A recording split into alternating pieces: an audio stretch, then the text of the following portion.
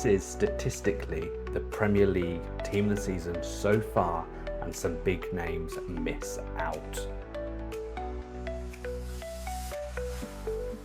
Hello and welcome back to the Canaries Chat football channel. Today we have the Premier League team of the season so far.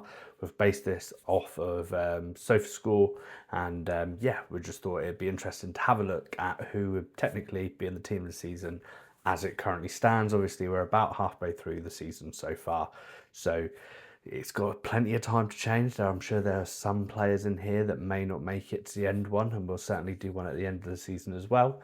But yeah, let's get straight into it. We'll be playing a 4-2-3-1 formation.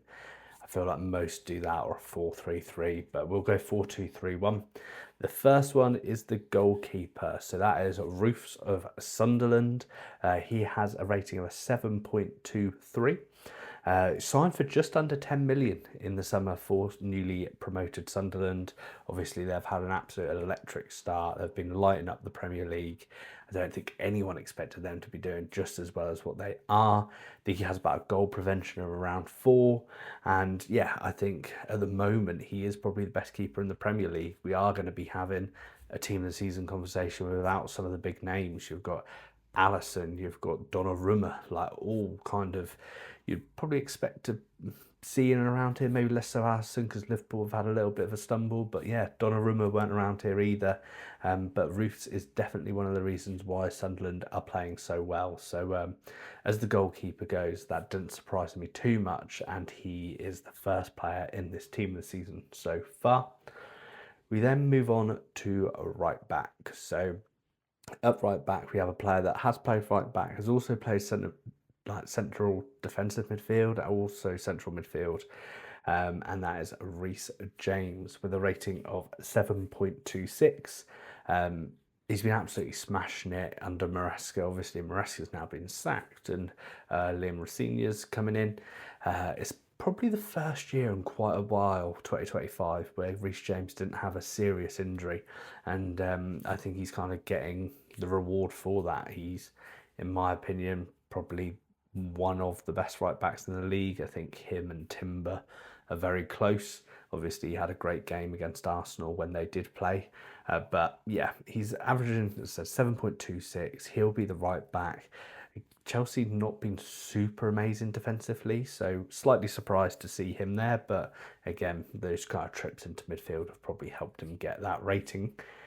Our two centre-backs, well, we'll go with the one that got the higher rating, so 7.36. That is Van Hecke of Brighton. Brighton not overly performing amazingly at the moment. They're still in and about kind of that weird congested mid bit of the table. Possibility of getting European football if they put a bit of a string together, but yeah, him and Verbruggen are really trying their best to propel them. Verbruggen was actually the second keeper, very close to getting in ahead of Roofs. So the fact that Brighton aren't doing so well is testament that Van Hecke has been able to still post up that score, which means he's even exceeding. You add a couple more clean sheets into that, he would be even higher rated, potentially one of the highest rated out of everyone. So, and the centre back partner for him is, for me, probably the best centre back in the league, arguably the best centre back in the world, and that's Gabriel of Arsenal. So we are having a team of the season so far conversation without Van Dijk in, without Saliba in. I know Saliba had an injury or so, but he still hasn't performed as well as these two when he has played. For me, Gabriel is probably one of the most influential players in the league for his team. I think Declan Rice still, for Arsenal, is one of the most important, but they've shown they can perform, like that Villa game. Rice wasn't available, they performed well. I think Gabriel probably has more of a say on just how well Arsenal tick.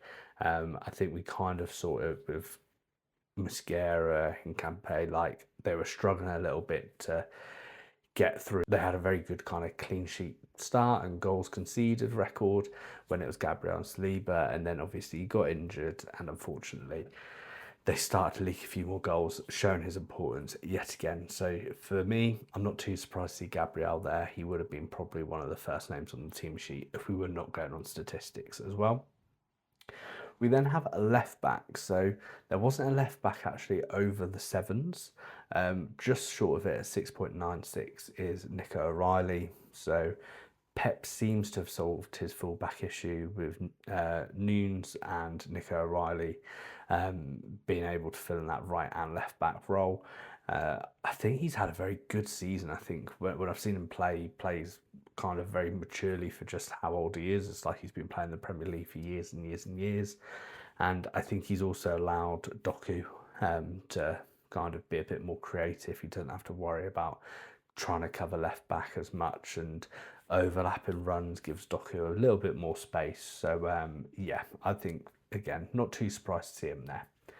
The two defensive midfielders, so one at 7.52 is Declan Rice, arguably the best defensive midfielder in the world, even though actually at this point in time he's playing more as an 8. So Mendy's playing more as like that 6 role, sitting in front and dropping between the centre backs. Rice is being kind of pushed up a little bit more, and that kind of adds to the next point of he's added goals to his game. He's a player that can pass the ball, tackle, like lead. He was just missing those goals in places, and I think he's really improved on that this year. He's coming up with big goals as well to get Arsenal out of difficult situations.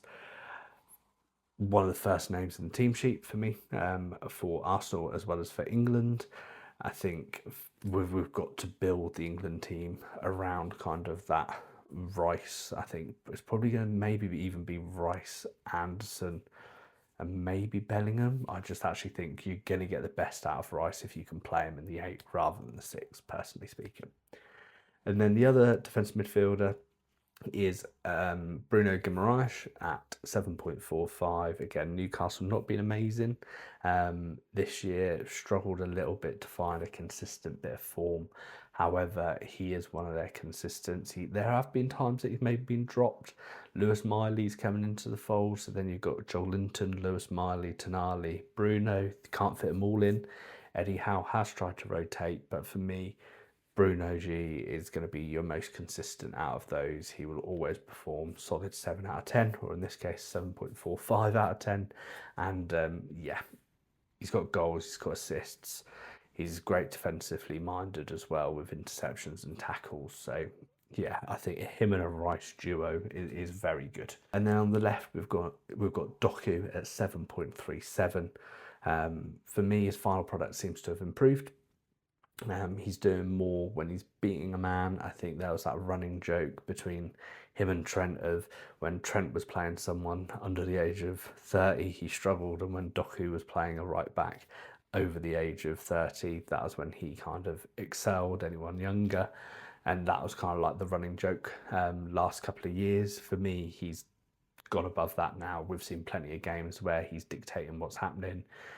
He can go missing in a couple, but in general, Man City have had a couple of those games now where the whole team nearly goes missing. But in the majority of games, he's one of the ones propelling, giving opportunities to Haaland, making opportunities tick for like Cherki and Foden. So yeah, not too surprised there. And then in the attack midfielder role, we've got Bruno Fernandes, 7.54. For me, he's one of the most underrated players ever to be in the Premier League. I think without him, Man United would be in a lot worse position. He's so good at controlling the game, creating opportunities, leading. I know he was a bit petulant a few years ago in places, but I think unfortunately that's just kind of the pressure. They're trying to lead such a big club like Man United on the pitch. Takes a certain kind of character, and he's got to be a little bit kind of thick-skinned and moany and trying to get those marginal wins in the game to try and persuade the ref to get decisions going their way. But yeah, for me, I think he's so good playing how in that position that he's currently playing this year. And yeah, just severely underrated in my opinion.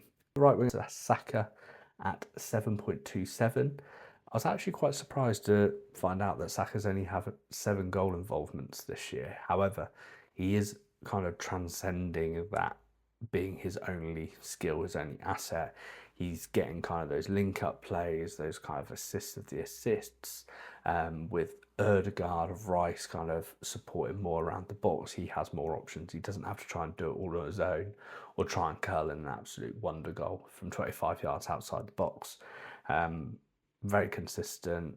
As I said, I think the fact that he's now got also someone challenging him in that position. Madueke is, again, a very capable right winger. He's going to apply a little bit of pressure on Saka, not loads, but a little bit of pressure on Saka, and that has made Saka raise his game. And then, as no surprise, 7.56, the striker, Haaland, 20 goals, 21 games, 4 assists, comfortably the best striker in the world. It does help having Cherki, Foden, Doku, Bernardo Silva, like all these wonderfully talented creators just behind him. However, he's instinctively brilliant. He's not, I feel like people just think he's a bit of a fox inside the box vibe, but he's actually a very, very technically gifted player as well. And yeah, I don't think anyone sees that as a surprise, although there's probably a few players pushing him close, I imagine. Igor Thiago is probably in and around there. With kind of how he's been performing, but again, he's just not been as consistent as Haaland. There are a few honourable mentions. I've got 4. So Xhaka was 7.37, very close getting in ahead of Bruno. Guimaraes, that is. Dewsbury Hall, 7.31. Again, kind of close-ish in that midfield pack between Rice, Bruno G and Fernandes. Van Dijk, so a team of the season without Van Dijk in, he was at 7.3. So Gabriel being by 0.01. And then you had Caicedo as well. It's very kind of midfield driven. So it's proven that midfielders this year, the ones kind of being the standout players. However, the highest rated player overall, unsurprisingly, was Haaland at 7.56. So proves at the end of the day they can make things tick, but the person getting the goals is going to get the higher rating. So as always, leave a comment down below. What are your thoughts on this? Do you agree with the kind of statistics that we've got? If you don't, who would you change and why? As always, if you've enjoyed the video, leave a like and subscribe, and we'll see you very soon for another video.